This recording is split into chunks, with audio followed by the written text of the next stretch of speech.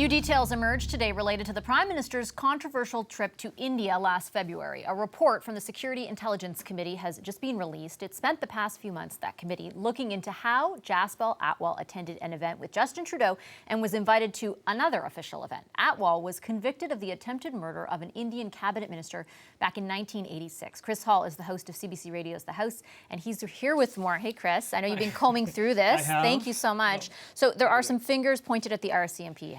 Yeah, let's start with the RCMP. The report says quite clearly the RCMP had information 4 days before the Prime Minister arrived in India that Jaspal Atwal was going to be part of the trip, but the RCMP did nothing to validate or to confirm that information. It had already done its own threat assessment. The itinerary of the visit, it said, was well known, that the Prime Minister and his family would make a very convenient target for people who might want to do him harm, and the presence of cabinet ministers and other members from the Liberal caucus made it even more attractive target. Anyway, we have this litany of problems. Information about this was left on a voicemail of an officer who was away on annual leave. The RCMP says it informed CSIS on February the 13th. CSIS says it has no record of such an interaction. So here's what the report finally says about the Mounties' conclusions here. And it says, the RCMP had information that Mr. Atwal had a serious criminal record and a history of involvement in violent acts, issues which should have been identified as security risks to the Prime Minister and his delegation. The RCMP recognizes that it erred in not providing that information. So as you can see from that, the committee was not impressed with how the RCMP handled this. What about the PMO? Well, it comes up for some pretty serious blame, too. The Prime Minister's office added hundreds of names to the formal invitation list, including to this film event at which Jaspal Atwal was photographed with the Prime Minister's wife, Sophie Gregoire Trudeau, and also to this dinner at the High Commissioner's office. And while this was being added, nobody in any government department or in any agency did any kind of screening or vetting to determine if anybody on that list was a risk to anybody. And it goes into Danielle Jean, the former National Security Advisor, who, as you might remember, briefed reporters at the end, suggesting it might have been rogue elements inside Indian security that was responsible for it. Anyway, what the conclusions came out of around the PMO's involvement is right here, and it says, some of the issues raised by Mr. Atwal's appearance at the events in India should have been more properly addressed by the Prime Minister's office, including the failures to screen invitees. The problem is, one of the questions they wanted to answer the committee was about whether there was some kind of foreign interference. Most of that information is redacted, so we really don't know the interactions between Daniel Jean and his counterpart in India, or whether what he told reporters on that trip was actually true, although they did say he did not release any secure or classified information in the course of those briefings. So what's the overall assessment in the end then?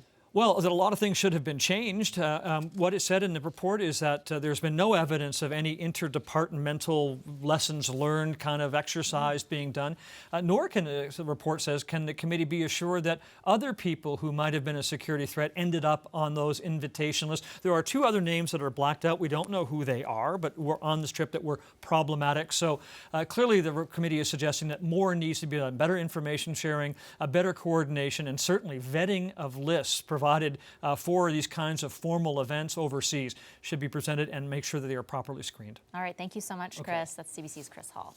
So, does this report shed light on what happened in India? Can we draw any conclusions when so much of it is redacted? Joining me now from the House of Commons foyer is Liberal MP Marco Mendicino, Conservative MP Peter Kent, and NDP MP Nathan Cullen. Hi to all 3 of you. Thanks so much for being with me. I appreciate it. Mr. Mendicino, I want to start with you. Let me ask you about those redactions. To what degree did the Prime Minister or the Prime Minister's office decide what information would or wouldn't be in this report?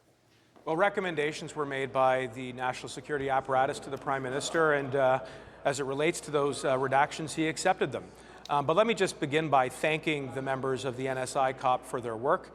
I would point out, as you well know, Vashi, that this is a committee that is made up of representatives from the major parties as well as members of the Senate. So it's a multi-partisan committee. The reason we're able to profit from this report is because our government passed Bill C-22, and its purpose is to provide oversight of national security activities. I would also point out that we're going to reflect very carefully on the recommendations and the key findings made.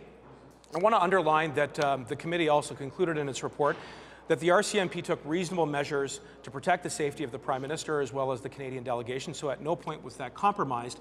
And finally, coming out of this trip, I know my friends from opposition are going to try and politicize this report, as they have the trip as well, and you can hear them laughing about it, but we take it quite seriously. The India trip wasn't politicized? It's important, oh my it's gosh. important that we remember the important friendship between Canada and India and the people-to-people ties, as well as the $700 million in two-way investments which were made on the heels of that trip. I understand it, but a big part of this, Mr. Mendicino, was supposed to be for Canadians to find out if there was, undue foreign influence or foreign activity taking place, that something nefarious happened because of foreign interference. There's 6 findings that are all completely redacted. How can Canadians really be sure of what happened on this trip? Well, it's important your viewers know that to the extent that there were redactions, they were made to protect the national security of this country. We have laws that are there which are designed to protect and preserve the integrity of our national security, as well as the men and women who serve in our public safety and national security apparatus. So to the extent they were made, it was to protect that objective. Maybe. Mr. Kent, the committee found the RCMP had information that suggested Mr. Atwal was going with the Prime Minister on the official trip to India, but did not validate that information. How concerned are you about that conclusion? Well, very concerned. It's taken 10 months now for the National Security and Intelligence Committee of Parliamentarians to reveal that the Prime Minister, the Prime Minister's office, and the Public Safety Minister were far less than honest in answering questions about the dysfunction of the security screening on the Prime Minister's trip. The report itself is 35 pages long, but it's interesting that instead of using the large or small black blocks of redaction of content, the hundreds of redactions in this report are marked by 3 asterisks. And when it comes to the recommendations, 18 recommendations written by the committee, 8 of the 18 recommendations are completely redacted. We have no idea what that content is with regards to the possible suggestion of foreign interference in the Prime Minister's trip, and at least one of the others is redacted as well. Mr. Cullen, what is the concern with some of that information being redacted? And I ask because is there not some? Could it not be legit that there are national security reasons for keeping that information? But that's not the only reason the Prime Minister's office could black out these recommendations and these findings. One of the other reasons, and it's written right in the second page of the report, and Marco can read that, is that if it affects international relations, which is kind of ironic because it's the whole point of the report. And the politicization of this trip by the Prime Minister's office, it's so strange to hear Liberals talk about politicizing this trip when the whole design and execution of the trip was purely politics, and it did embarrass an international trading partner with the way this is conducted. I think the screenings that the Prime Minister's office added, was it 400 extra guests at the last, 435 maybe, at the last minute. One of them was a convicted attempted murderer that the Liberals said we had no idea who he was, which is, a Google search would have allowed them to figure out that they were inviting someone to stand up beside the Prime Minister's wife who had attempted to assassinate an Indian minister when he was visiting here. Our problem is that this process, where all parties do participate, they put down all their recommendations, and I looked through those recommendations, and 10 out of 15 of the findings were either entirely blacked out or partially blacked out, and that 3 out of the 5 recommendations as to how to improve things were either entirely or partially blacked out as well by the Prime Minister's office. So if the committee is supposed to do this work and help us learn from this, which the committee, the departments from the government have not gotten together to figure out what went wrong and how to fix it for future, that Canadians are still left with all of these questions, when I think the Liberals were hoping that this report was going to essentially close the book on that disastrous trip. And in fact, so many questions remain because the Prime Minister's office blacked out so much of it without any reasons as to why this, and this. Every page has dozens and dozens of blacked out pieces, and you can't just simply say this is all national security, because in the rules that the Prime Minister set up for this thing, if it causes any embarrassment, they can also black things out entirely. Mr. Mendicino, the Prime Minister's national security advisor alleged that factions, possibly former national security advisor, possibly within the Indian government, were engaged in a misinformation campaign against the Prime Minister. When he made those briefing calls, that is part of what he said. This report, because of those redactions, offers no clarity around that. Why not? Well, again, I come back to the central point, and that is that the redactions were made consistent with the law as it relates to protecting principles of national security. But if the national security advisor, sorry to interrupt, but if the national security advisor can float the idea, surely the public can find out whether it's true or not. Well, look, the national security testified before SECU last spring, and so his evidence is there in the public domain. But I want to clarify an important mischaracterization by Nathan Cullen. He keeps coming back to the politicization of the redactions. I want to underline for your viewers that no redactions were made on the basis of politics or partisanship. They were made on the basis of principle and statute and the statutes which are there to protect our national security. Now, he may want to call into question those principles, but I would say place a little bit more faith on the representative on that committee that comes from his party. Mr. Kent, does Mr. Mendocino have a point? I mean, that this was, you know, the intelligence community saying this stuff is not good to be in the public domain. Is that possibly true?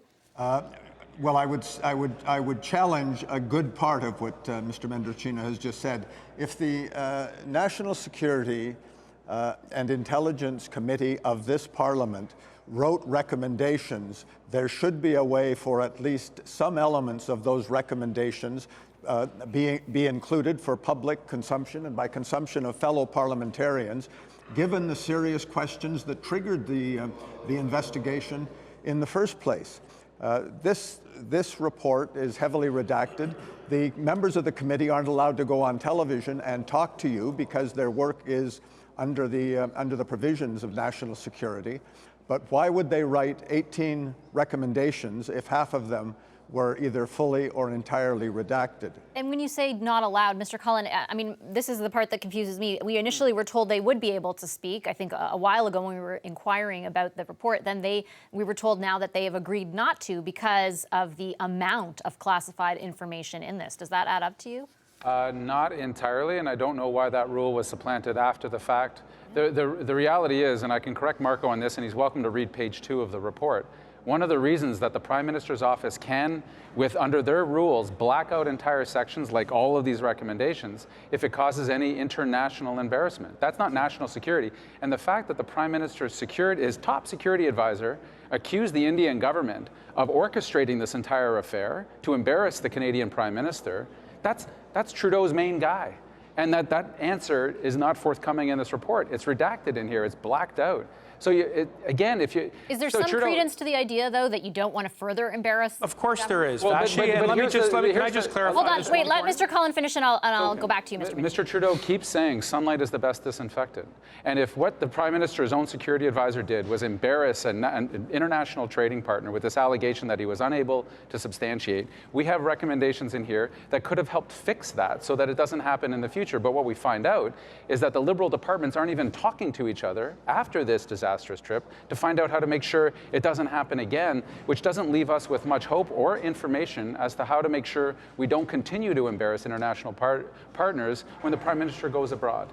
Okay, Mr. Mendocino, final quick word to you. Redactions that are made on the basis of national security or to protect international relations are not about partisanship or about politics. They're about principle. And indeed, I do agree with Nathan when he says that sunlight is the best disinfectant, as the Prime Minister has said. That's why we have this committee.